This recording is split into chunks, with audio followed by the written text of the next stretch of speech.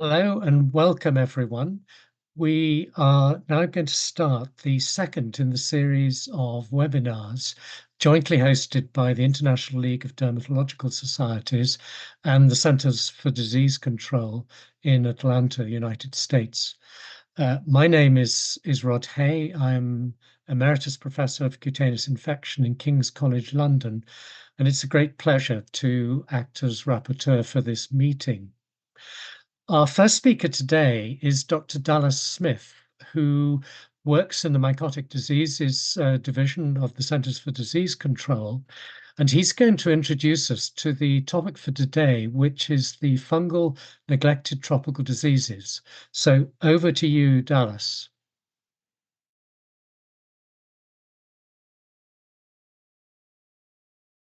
Thank you so much for the introduction, Rod. I'm really excited to talk about fungal neglected tropical diseases today. But before we begin, I just wanted to give a huge shout out to ILDS for organizing this webinar with the Centers for Disease Control and Prevention. We're really excited to highlight the importance of fungal neglected tropical diseases and really appreciate the partnership with ILDS and also all of our speakers for today's presentation.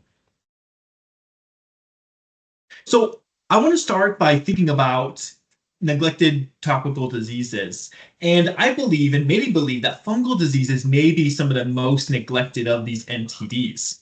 The World Health Organization has a list of fungal NTDs, and these are mainly implantation mycoses. And so in 2016, the WHO added mycetoma to the list of NTDs, and in 2017, they added chromoblastomycosis to the list. Interestingly, when they added chromoblastomycosis to the list, they added this little phrase at the end, and they labeled this as other deep mycoses. However, this was not defined, and so a lot of us working with fungal neglected tropical diseases have been trying to define what this other deep mycoses mean.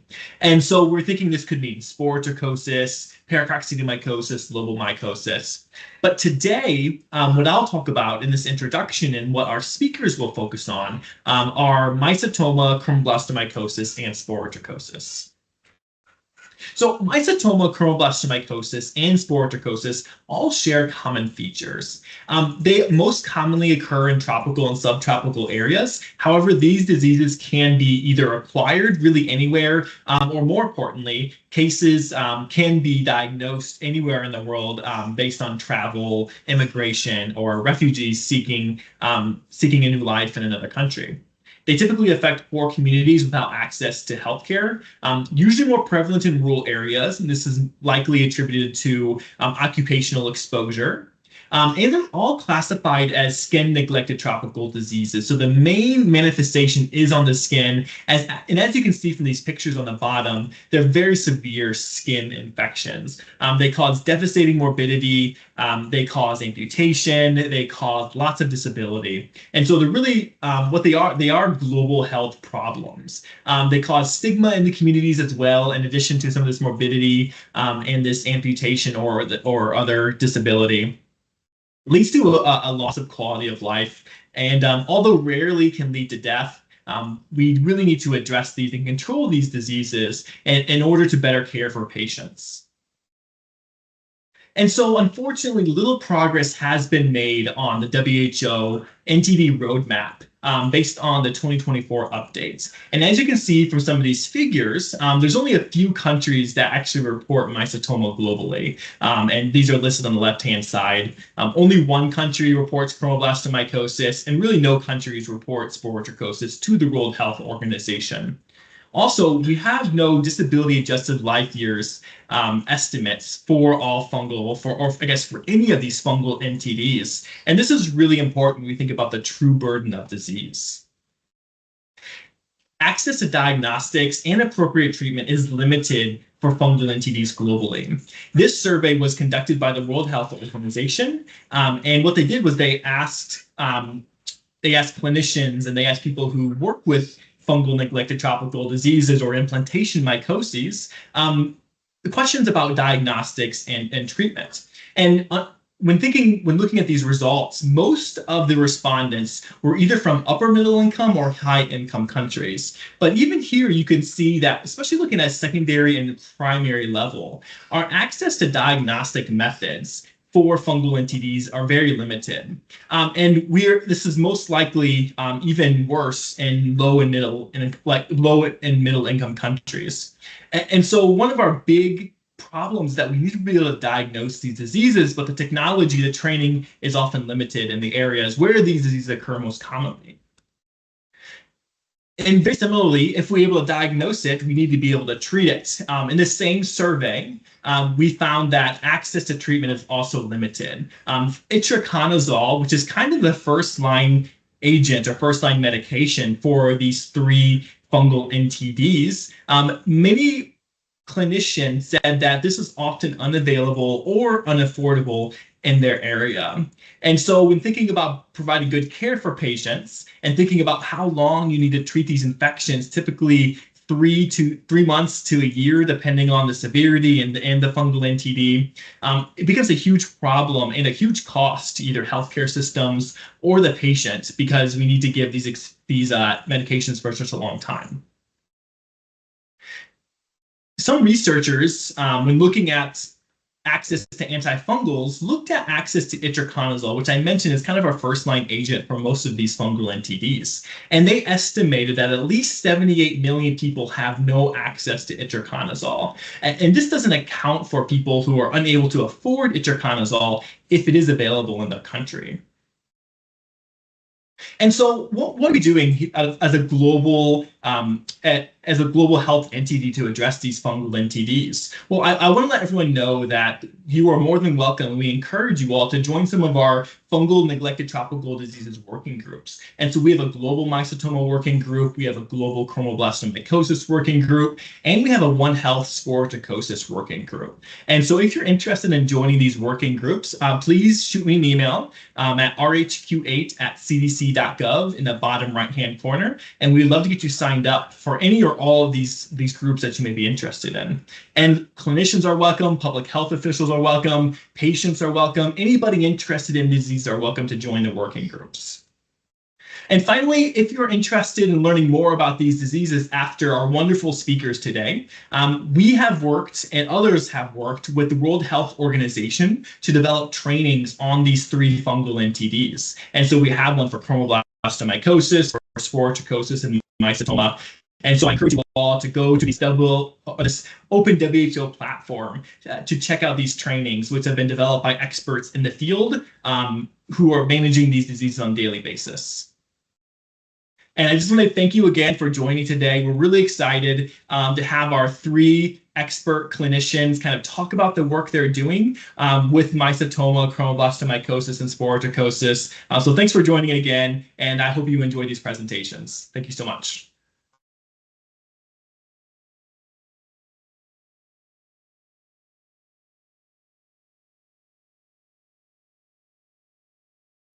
Thank you very much, Dallas, for that wonderful introduction to our session today.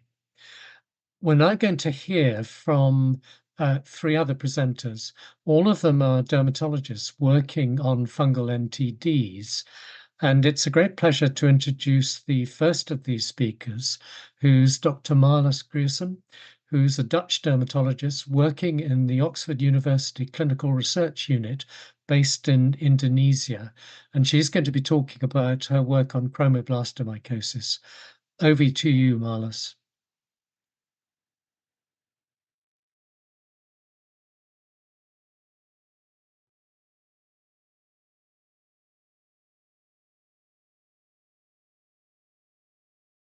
Thank you, Professor Hay. Can you see my screen? Yes. Yes. Okay, great. So good afternoon from Indonesia. Sorry.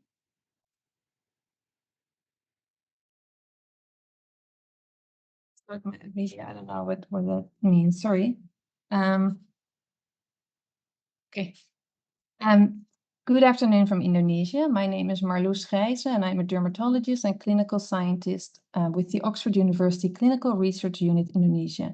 Thank you for the invitation to present my experiences with chromoblastomycosis in Indonesia. I'm very happy to be here with you today. I have no conflict of interest to report in relation to this presentation. So Indonesia is a vast country, recognized as the world's largest archipelago with 17,000 islands. It is also the fourth most populous nation globally. However, Indonesia faces significant health challenges and inequalities in access to healthcare across the diverse regions. Before I go into chromoblastomycosis, I would like to present a few slides highlighting our work across Indonesia. Since 2019, OCRU Indonesia is nurturing a growing research agenda on neglected skin diseases, spanning from a leprosy treatment trial to a skin NTD surveillance study to social science and community engagement projects. For this presentation, I will focus on our teledermatology project, which is conducted in Sumba in eastern Indonesia. Like in many low and middle income countries, skin diseases are mostly managed by frontline healthcare workers in primary health centers, as dermatologists are rarely available in remote areas. Many frontline healthcare workers lack the skills and expertise in managing skin condition. Telemedicine is a powerful educational tool to provide clinical diagnostic support. In collaboration with Sumba Foundation, a local NGO supporting 5 primary health clinics shown on the map with red dots, we launched a teledermatology service in 2020 to improve access and quality of skincare for remote and hard-to-reach communities in West and Southwest Sumba.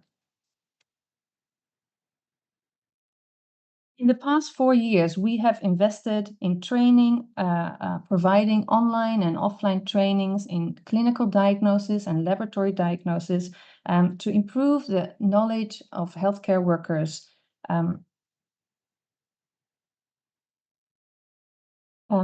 We've provided training on We've provided trainings in performing skin scrapings to diagnose fungal infections or scabies, and slit skin smears to diagnose leprosy. The teledermatology program has shown to be very effective, as the diagnostic accuracy of healthcare workers improves significantly over time. Sorry, there's something wrong with the presentation. I don't know, maybe the technical assistants can help. My slides are, apologies for this. The most frequent.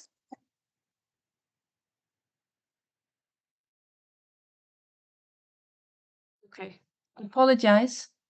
I'm going to stop because the slides keep flipping.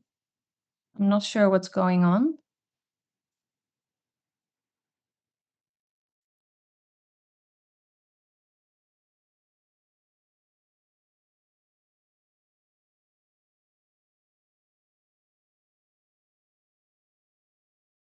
Let me try again.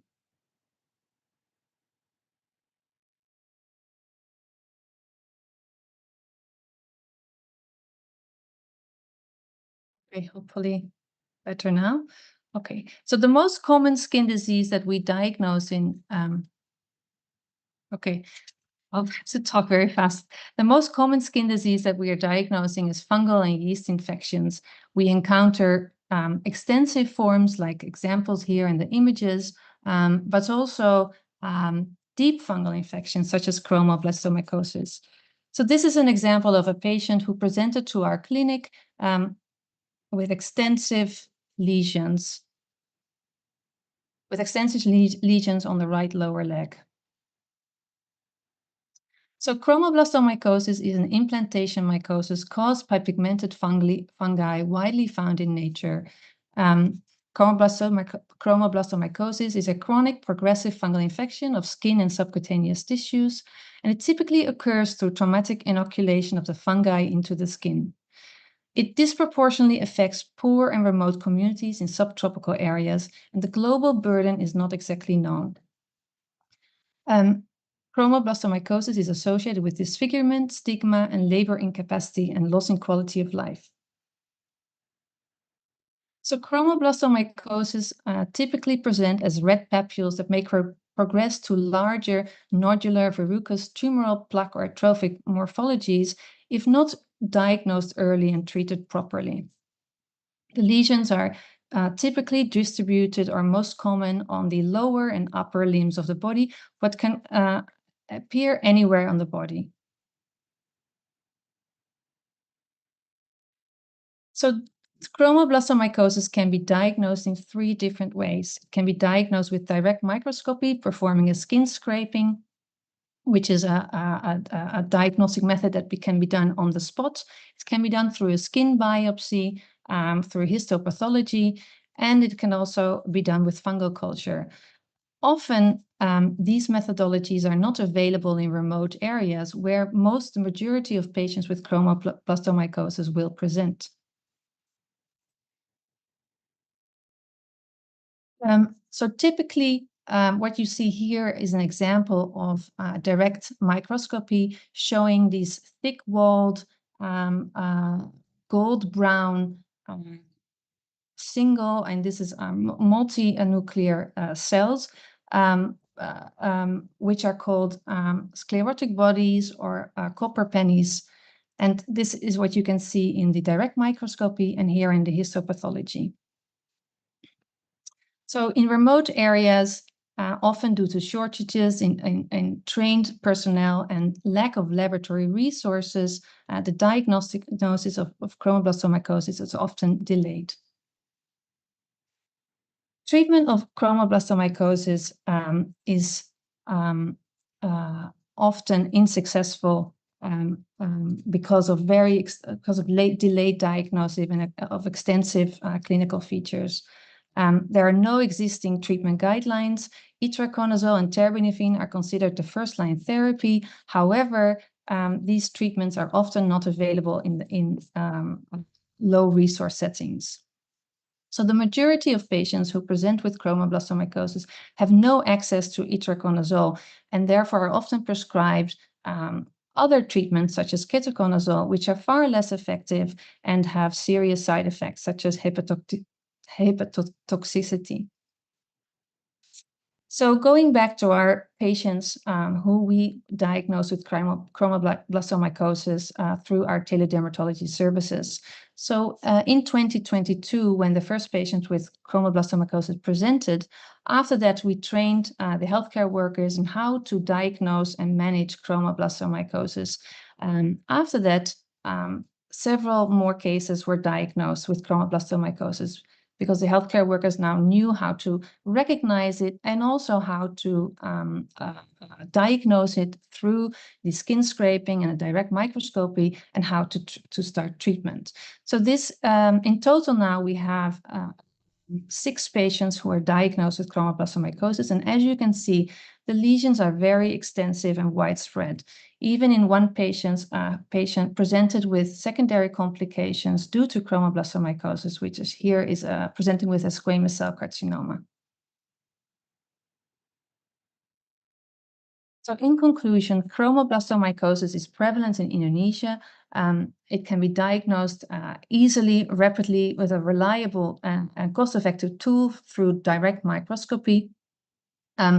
Diagnostic delays, low health literacy, and limited access to effective medication contribute to advanced disease and poor health outcomes. Telemedicine offers feasible and scalable opportunities for education and bringing specialist expertise to rural, underserved areas.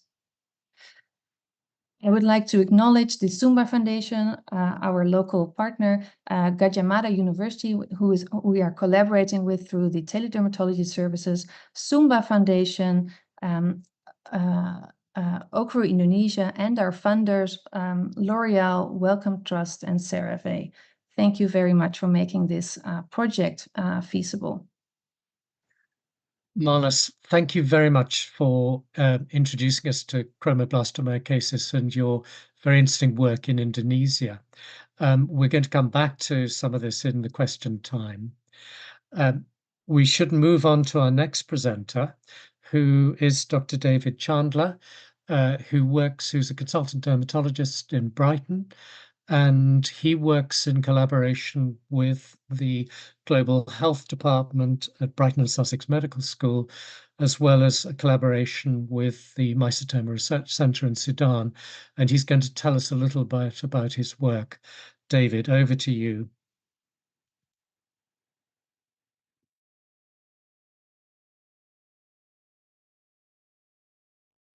Thank you very much, Professor Hay. Can you see my slides?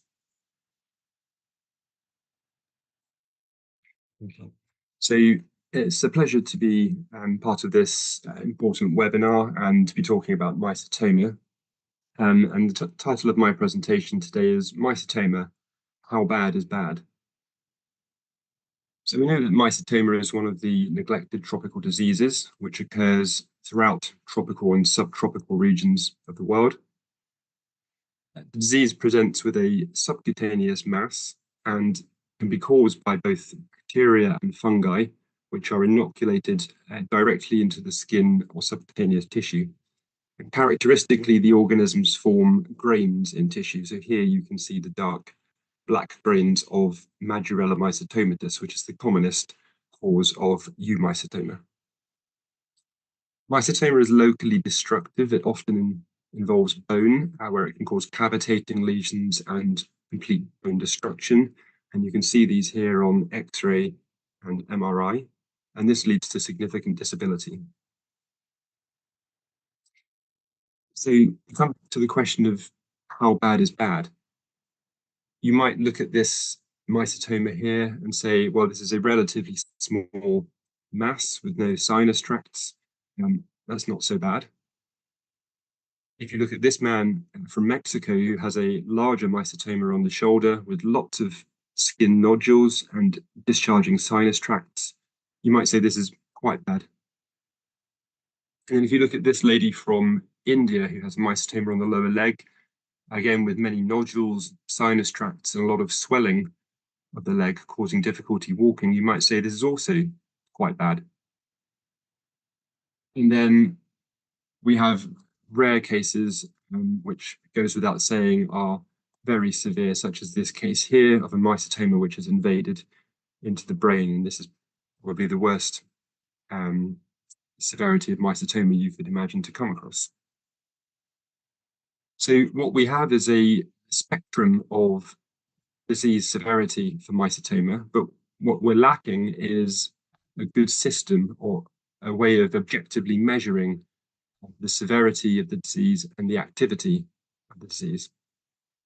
So with that in mind, I want to briefly give you an overview of a project that we have conducted to develop a clinical scoring system for mycetoma, and this was a modified Delphi study. So this study involved a panel of 23 mycetoma experts from 5 continents across the world. We had 6 from Africa, 5 from North America and South America, 4 in Asia, and 3 in Europe. And this was an experienced panel with a combined 527 years of experience managing patients with mycetoma, and the majority of panel members having more than 16 years experience. And the panel comprised mostly dermatologists and mycologists, many of whom were also academics. And there was a slight male predominance. So in round 1, we asked the panel members to list all of the clinical features. Those are symptoms and physical signs that could be used to measure mycetoma severity and disease activity. We also asked how often should patients be reviewed, both during and after treatment. And then we asked for any other comments, any suggestions on how the system should be structured and the content. With the results of round 1, we were able to analyze this and group them into themes. So we had a list of clinical features here for disease severity and a smaller list for disease activity. And these were all split across 3 groups, which were objective clinical features, patient-reported measures such as pain, and then investigations. In the second round of the study, we then asked panel members to rate each of those items from strongly disagree through to strongly agree in terms of whether or not they should be included in the scoring system. And consensus was achieved on the inclusion of that item if there was 65% or more agreement between the panel members. So in that second round, we had consensus on most of the items, but there were a few for disease severity and a couple for disease activity, which were not agreed on, and those were removed. This then allowed us to produce a draft version of the scoring system, which we then presented to the panel members in round 3. And it very much followed the structure that you can see here. And again, there was consensus for most of the items, but there were an additional 2 where there wasn't agreement, and these were also removed. We then, after round 3, added in an additional item into the disease activity side, and this was an item which captured the degree of local inflammation. So this gave us a total of 14 items for disease severity and 6 for disease activity. This image here shows the results of round 2, which show the level of agreement for each of the 20 items, which are listed down the left-hand side here. These are the 20 items that were included in the final version of the scoring system. And red is strongly disagree, through to agree and strongly disagree in dark green. So what you can see here is that for all of the items in the scoring system, there was a high level of agreement.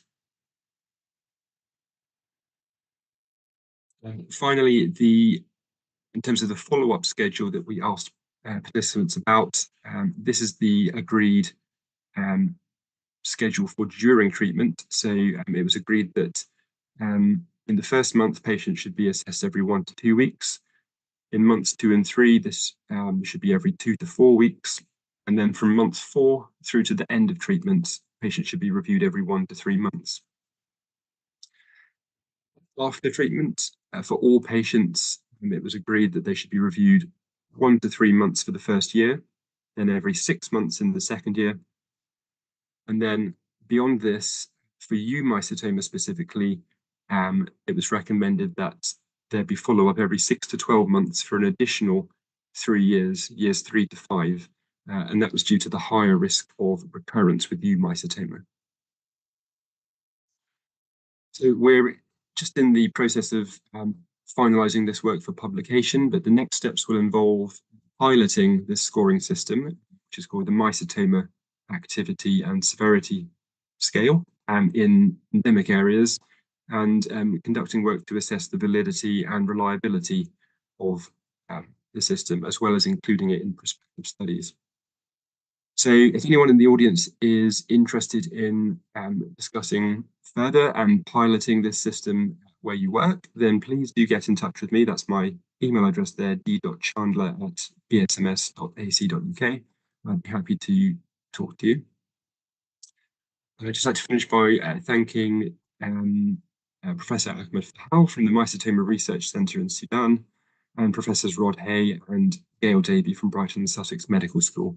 And I also acknowledge that funding for this research was received by the UK National Institute for Health and Care Research, the NIHR. Thank you very much.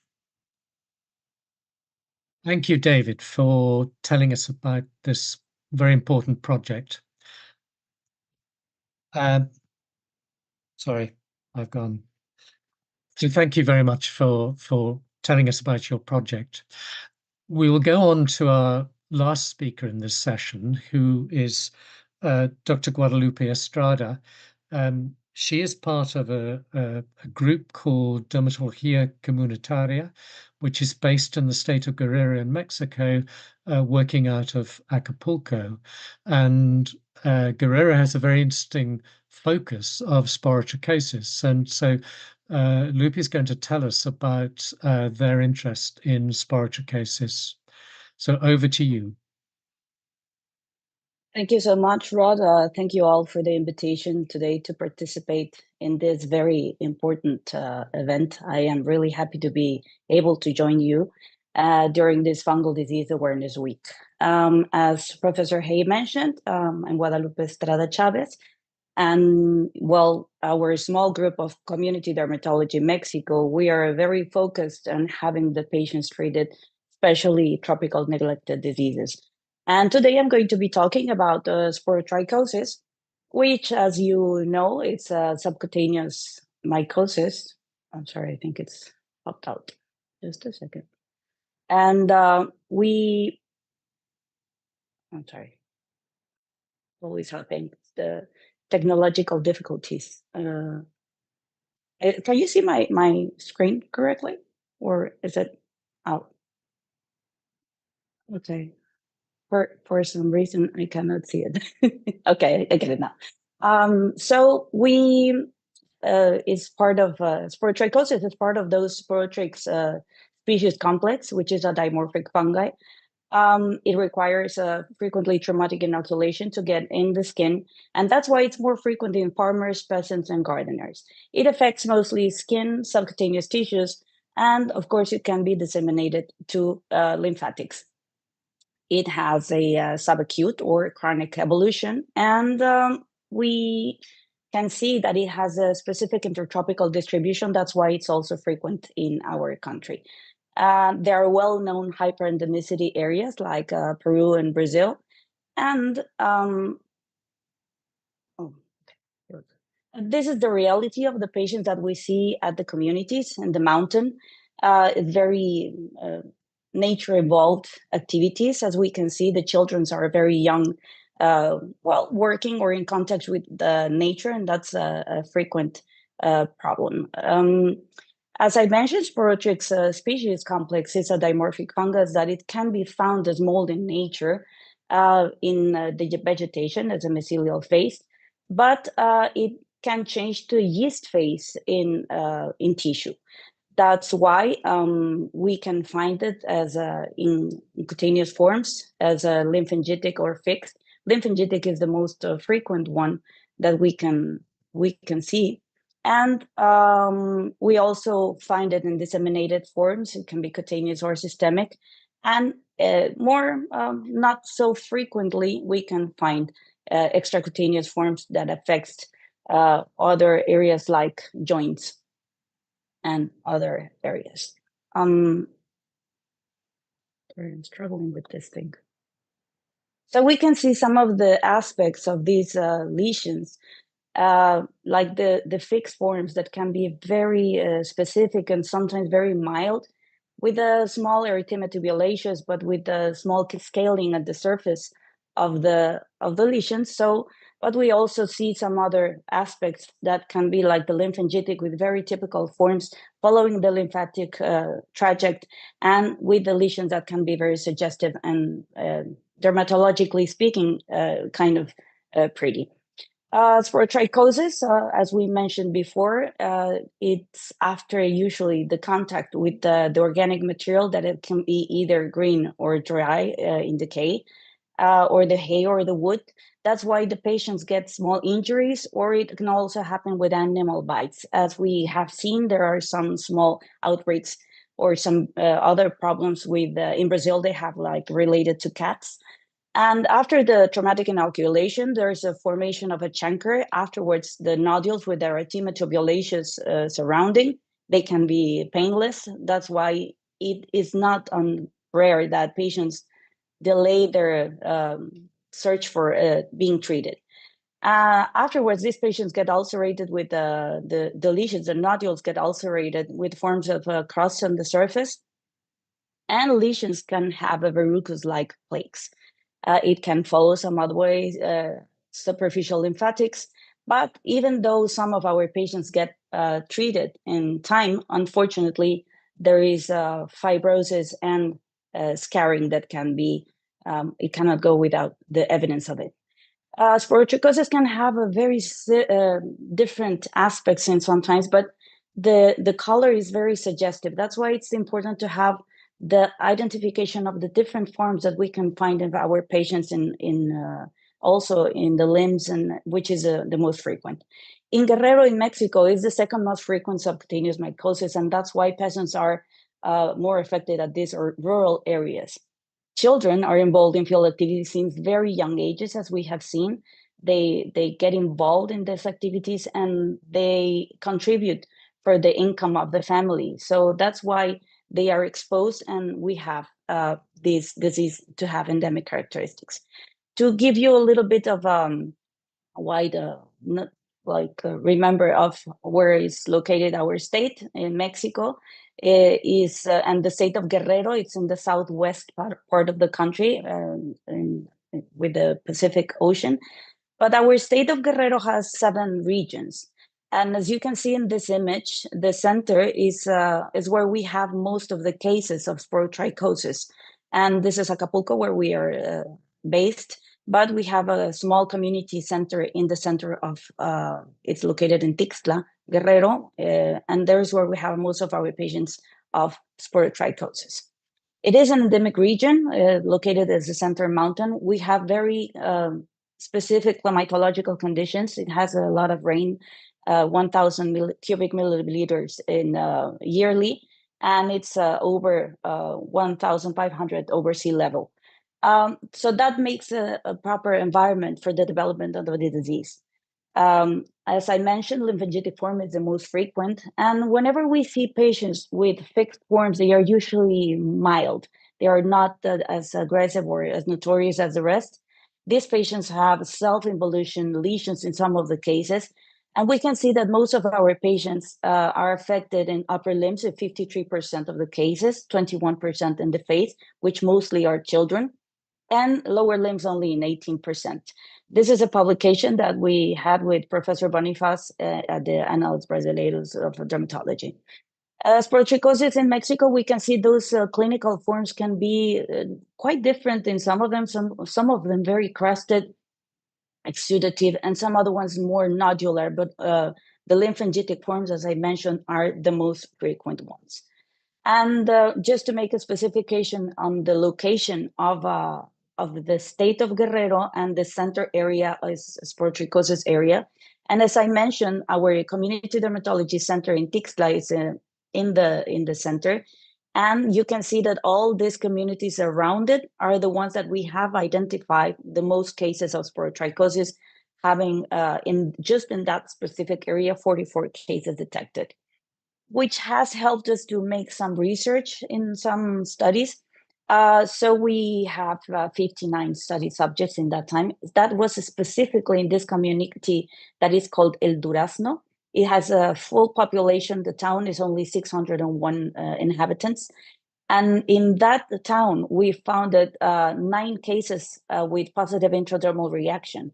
And this was with the intention to see if there was genetic predisposition for sporotrichosis in Mexican mestizos, so Mexican Amerindians.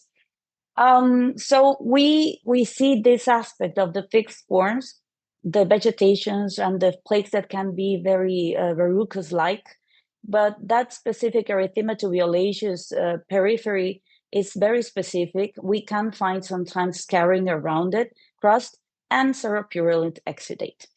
And some other lesions can be very mild, as we mentioned before, look like the erythema around it, very small nodules in the middle, but sometimes also start with lesions that can be ulcerated in the middle.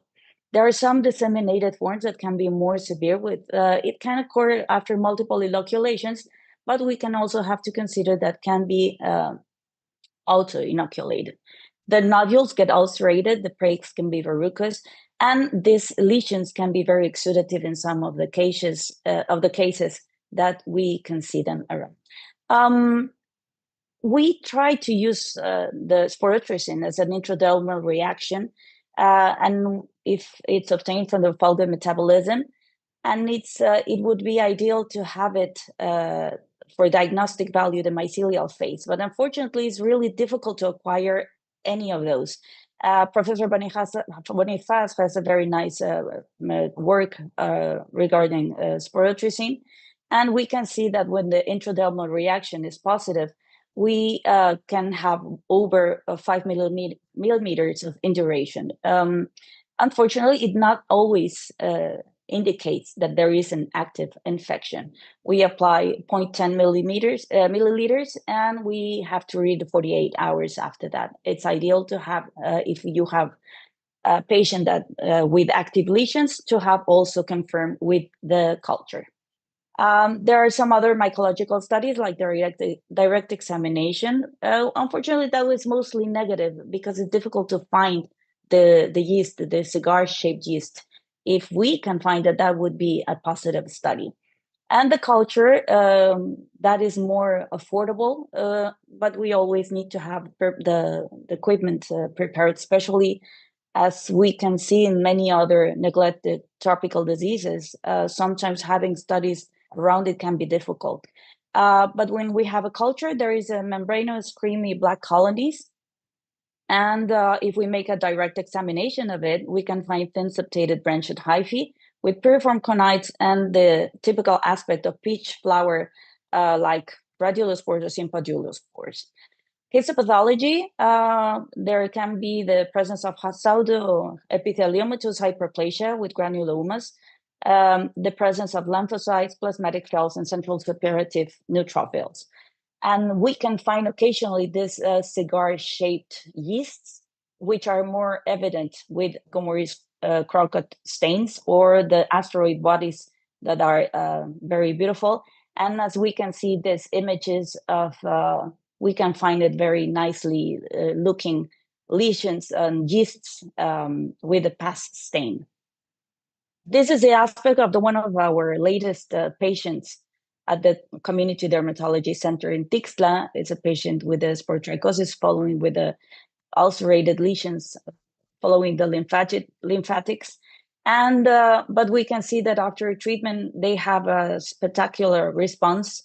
And these are mostly farmers that works at the fields.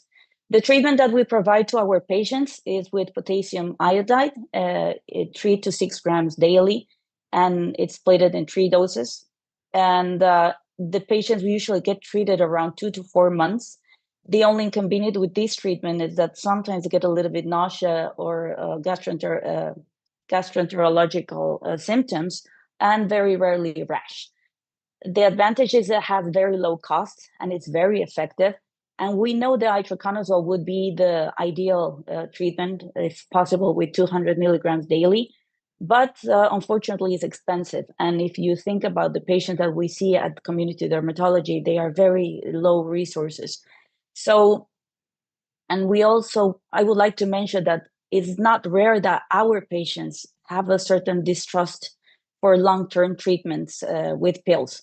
So for them, having the liquid of the potassium iodide sometimes makes them a little bit more easy in having long-term treatments. And we have had several patients treated with that, including children with mini sporotrichosis, that, as you can see, are very mild, but they have very good response. And some other patients that you would never think probably that it's a real sporotrichosis. So you have to keep in mind that patients get injured very easily at the fields, and children can be injured as it's an everyday basis contact with nature. As a conclusion, I would like to mention that neglected diseases are most frequent in developing countries in remote and isolated areas. There is limited access and communication to these areas. So therefore, I think it's very frequent that most of the diseases can be underdiagnosed. Besides that, the fact that we have lack of trained personnel, and actually here in Mexico, we have a lot of problems with safety. It's a disease that can have severe morbidity. I think there's a lot of opportunity to have more research, but these patients are isolated. They have the combination of isolated poverty and malnutrition, which makes a very favorable environment to have these diseases developed and more severely.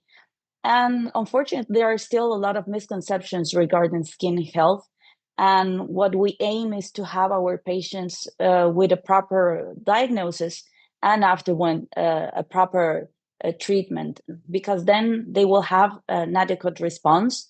And if patients see and they get acknowledged that they have to have a good treatment, they will accept it, and that will allow a better cure.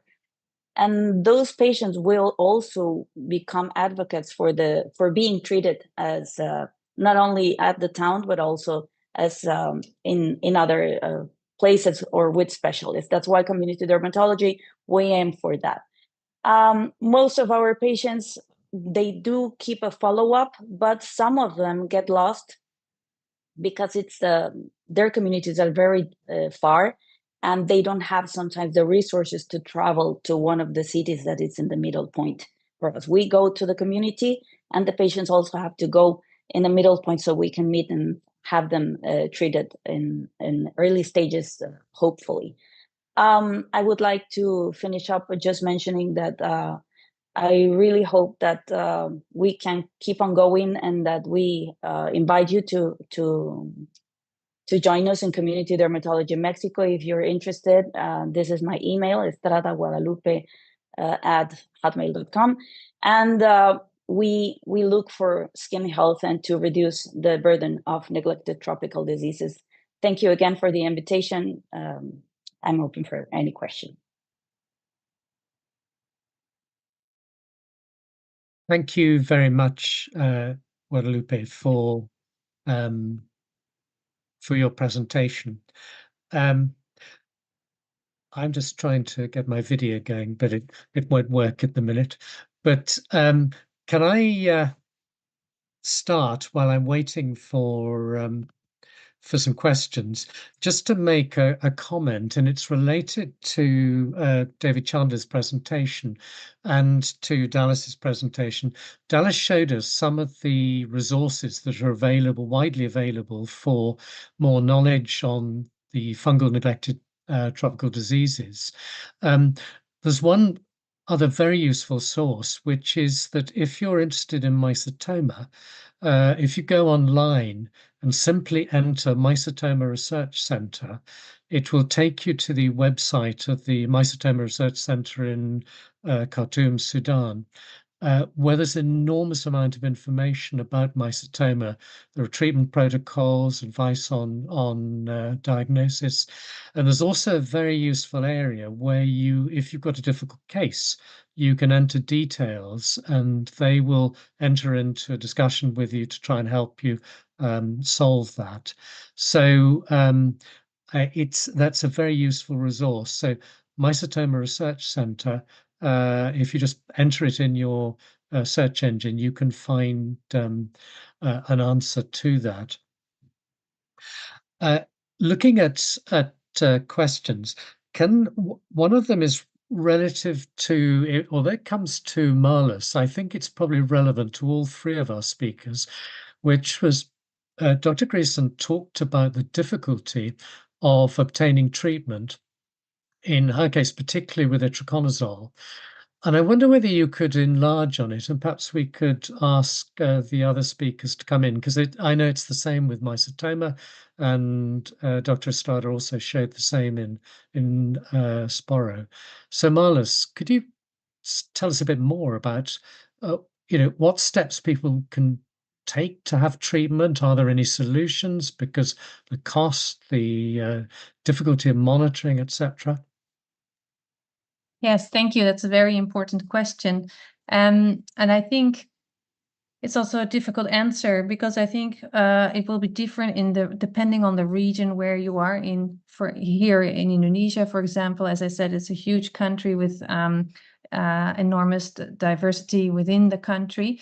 But in general, in the areas where we find these deep fungal infections, so for example, chromoblastomycosis or mycetoma, often the treatment that we need is not available because these areas are under-resourced, and it's not patients don't have an insurance, or the clinic doesn't have the drugs because they're not available, or they cannot afford them. So in our case, for chromoblastomycosis, the treatment with itraconazole can add up to thousands of US dollars. So that's a huge amount for a person living in a remote area, which is almost like an annual or maybe even more salary. So you can imagine the difficulties of getting these drugs. So in our case, we would have to look for funding to support to support our patients. But of course, that is not the case for many other patients who are affected by deep fungal infections. Yeah, I think that's probably what I can say about that. Maybe the others can add. Thank you. David, do you want to add anything about mycetoma? Because it's the same problem. Yes, thank you. I was just going to say what I think it is exactly the same problem in that I know there are difficulties in accessing, for example, itraconazole, which is such an important treatment for mycetoma in various parts of the world. And so it really, with mycetoma, comes down to needing other treatments, and there are sort of novel treatments hopefully coming through in the future. And fosrabuconazole, for example, which there's recent data published on that medication versus itraconazole for mycetoma may be an option, but definitely as in a lot of these rural areas and in Mexico, Dr. Estrada will be able to comment as well, but it's very difficult to always be able to access a limited range of medications. Thank you. Guadalupe, do you want to say anything? Because you highlighted it as a problem. Yes, that's right. We also share the same problems with the itraconazole. It's not that it's difficult to get, it's the cost that it can happen. What we do, as I mentioned in my last slide, it's we also see that patients, especially we share with Dr. Chandler the problem that some patients get scared when we have a lot of mycetoma patients also. And it's the same with sporotrichosis, as it has to be a long-term treatment. Sometimes there is a certain worry that the treatment will not make them more sick, or if it's not going to be dangerous to have a long-term treatment. Specifically for sporotrichosis, that's why we have a good result with potassium iodide. But with the itraconazole, it would be wonderful. But yes, the cost, it can be elevated, so that limits us for having long term, especially for mycetoma. But for sporotrichosis, whenever we have had some support from the ILDS, and we are very happy that when we get the treatment, we can provide it. But we also use it sometimes for buying the potassium iodide, and has good results. And I think it would be very useful to have a consensus regarding time treatment, and it would be wonderful. I think I take the opportunity that to make the study that Dr. Chandler is making. I think it's very useful to have those consensus made, because that will allow us to have targeted treatments. So it's but yeah, that's it. Thank you. Thank you very much. We have another question, actually, Lupe. It's for you, and it's a question about the in Brazil. There's a particular form which is a different species, Sporotrichosis brasiliensis, which is related to and is transmitted from cats. And you were saying that you don't have that in your area. And are there cases of Sporotrichosis brasiliensis in Mexico? Do we know how far outside Brazil it's got? Specifically, how many cases Brazil has, I don't. But we don't have cat transmitted. At least we don't have it found in Guerrero. I'm not quite sure if there have seen it some other areas of the country, but in Guerrero we have never seen an epidemic, small outbreaks or anything related to cats. We do see it related to some other small injuries, but it's mostly in the fields. It's sometimes difficult to find out because it's patients that are very exposed to so many other environmental injuries. So but it's not identified specifically for cats as in Brazil. Brazil, they do have outbreaks related to cats. Thank you. That's very useful. We've had a family in London affected with through their cat, so it can get to other places. Now we have another question coming about, and it's from all speakers about are there any attempts to advocate for itraconazole becoming more available in remote areas?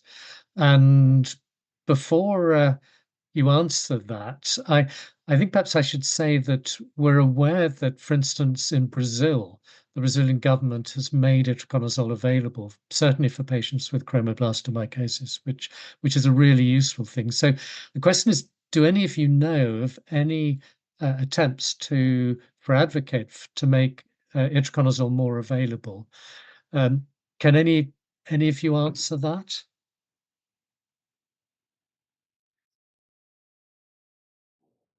Well, I don't have the. Sorry? No, I was going to point at you and ask whether you know of any. I just wanted to say that we have the chromoblastomycosis working group, and this is one of the main points on our agenda that we want to advocate to see if we can make this happen, similar to, for example, in leprosy, where multi-drug treatment is provided for free through support with WHO and Novartis. That also we could do a similar thing for maybe other drugs like itraconazole to treat multiple deep fungal infections. So this is something that is work in progress and is something that we really would like to achieve in the future, hopefully near future. Thank you. David, do you want to comment on that? Are you aware of any efforts in mycetoma? I'm not. I'm not sure if the Mycetoma Research Centre in Sudan provide itraconazole at a reduced cost or free to some patients. I can't think of any other examples of where that is happening, I'm afraid. Yes, I mean, there is also, as Dallas mentioned, a global working party on mycetoma. And once again, it's very, very high on their agenda, and that is chaired by Dallas Smith. I don't know, we have a representative of the CDC. Yes. Alison, do you want to say anything about that? Few words.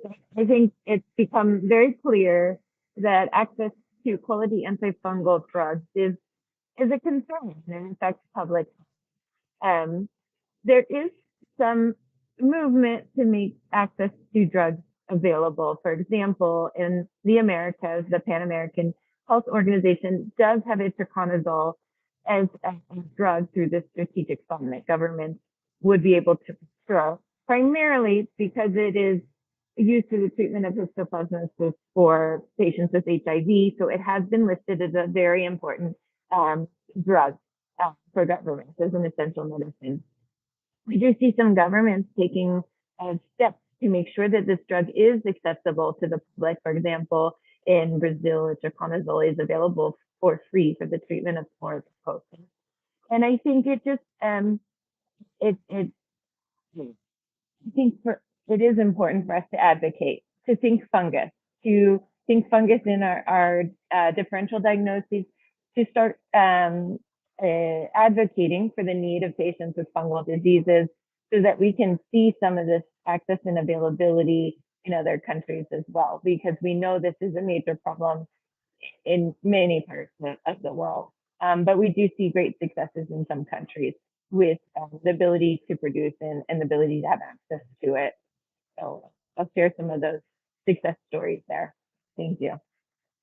Alison, thank you very much. And I think those of you who were listening to the seminar yesterday, the webinar yesterday, will have heard exactly the same point being made, particularly by one of the Indian speakers, Shyam Verma, about the treatment of drug-resistant ringworm, which is now a major epidemic problem in some parts of the world, and exactly the same problem that giving access to effective medications in poor rural areas is a sort of a key block on successful treatment of these diseases. So it's something I think we all need to work on. Right. Well, we're now reaching the end of our session. We're reached the end of an hour, and so I think we need to wind up. But before doing so, can I thank all the speakers for their wonderful presentations? Can I also thank all our colleagues for joining in and asking questions, and in particular to the International League of Dermatological Societies and the Centers for Disease Control for hosting this very important series of webinars on fungal disease affecting the skin. So thank you all and have a good day.